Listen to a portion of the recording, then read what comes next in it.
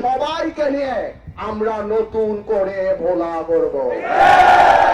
আমি আমার জামাতের ভাই, আমি আমার হাত পাখার ইসলামী আন্দোলনের ভাই, সকল রাজনৈতিক দল, সকল ধর্ম পেশা সবাইকে বলি, আপনারা যদি মনে করেন আমার চেয়ে যোগ্য প্রার্থী আছে আগামী নির্বাচনে ভোলাকে বা জাতীয় সংসদে প্রতিনিধিত্ব করার মতো, তাহলে আমাকে বলেন, আমি যে সেই ভোট তাকে দিব।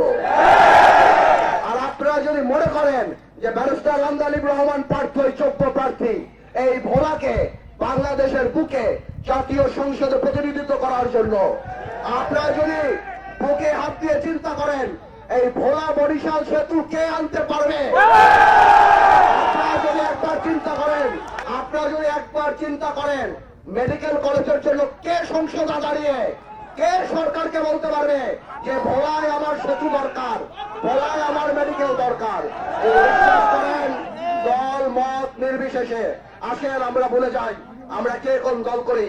আসেন, অনেক হয়েছে এই জাতি বিভক্ত প্রক্রিয়া, এই দল সেই দল, মারামারি পিটাপিটি ঘাটি মাটি, চলেন একটা বার সবাই মিলা আমরা ভোলারে ঠিক করি। ভাইয়েরা আমার, এইবার বাংলাদেশ জাতীয়তাবাদী দল বিএনপি এখন তারেক রহমানের নেতৃত্বে আমাকে আস্থার সাথে, ওনার আস্থায় আবার আমাকে দায়িত্ব দিয়েছে এই ভোলা সদরের মানুষের পাশে দাঁড়ানোর জন্য। তবে আমি একটা কথা বলতে চাই, আর মারামারি রাজনীতি না, আর ওই স্লোগান না ভোলার মাটি পার্থবাইয়ের ঘাঁটি, ভোলার মাটি ভোলাবাসীর ঘাঁটি।